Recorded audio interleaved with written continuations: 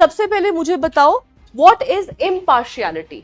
जब कभी भी there is absence of biasness and preconceived notions और प्रेजुडिस, कि आप किसी कोई आपके पास आ रहा है और आपने ऑलरेडी उसके बारे में एक प्री जजमेंट बनाई हुई है, आप कितनी भी कोशिश कर लो वो जजमेंट चेंज नहीं हो सकती, right? That is what you call as impartiality.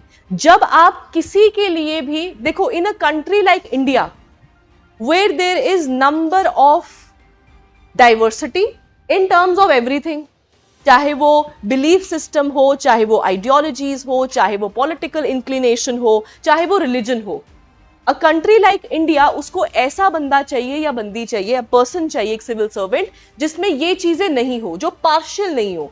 अगर आप पार्शियल हो जाओगे तो उससे क्या होगा, एक सोसाइटी फॉर एग्जाम्पल इस एक जगह पे एक आइडियोलॉजी के लोग, एक थिंकिंग के लोग, एक बिलीफ सिस्टम के लोग जो है वो अपने आप को एम्पावर फील करेंगे और दूसरे वाले जो है वो अपने आप को कमजोर फील करेंगे, जिसकी वजह से अगर हम लॉन्गर रन में देखें तो वो कॉमन गुड नहीं हो सकता, राइट? सो इम्पार्शियलिटी होगी कि जब आप कभी भी कोई प्री कंसीव नोशन ना रखें और एक इंसान को उसके बिलीफ सिस्टम, उसकी आइडियोलॉजी, उसके रिलीजन, इन बेसिस के ऊपर जो है वो।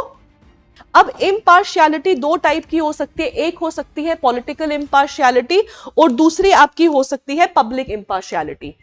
पब्लिक इम्पार्शियलिटी होगी कि जब आप जस्ट लाइक मतलब आपका आइडियोलॉजी, बिलीफ सिस्टम, इन चीजों के ऊपर पार्शियल ना बने। पॉलिटिकल इम्पार्शियलिटी होती है कि जब आप किसी एक पॉलिटिकल पार्टी के फॉलोअर, उसको बिलीफ को ज्यादा महत्व ना दें।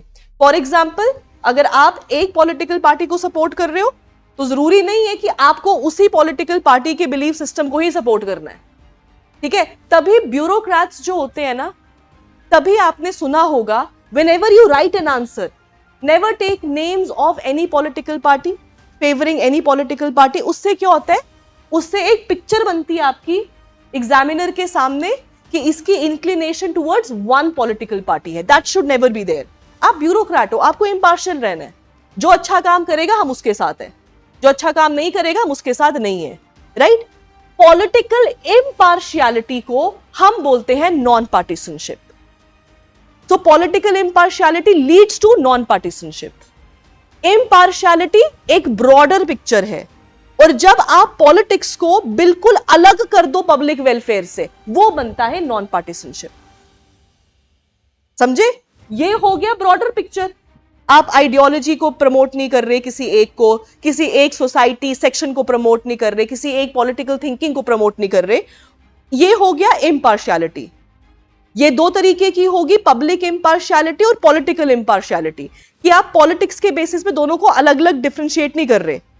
जब पॉलिटिकल इम्पार्शियलिटी होती है तो वो नॉन पार्टिसनशिप बन जाता है, क्योंकि नॉन पार्टिसनशिप में हम पॉलिटिकल इंक्लिनेशन को नहीं देखते। फॉर एग्जाम्पल, आपने बहुत से ऐसे एग्जाम्पल्स देखे होंगे, रोजमर्रा दिख जाते हैं कि इस पॉलिटिकल पार्टी के लड़के ने या लड़की ने ये किया, राइट? सो उस टाइम पे आपको स्टैंड लेना है कि वो चाहे रूलिंग पार्टी हो चाहे ना हो, what is wrong is wrong. That is non partisanship, not favouring any political party. समझ आया?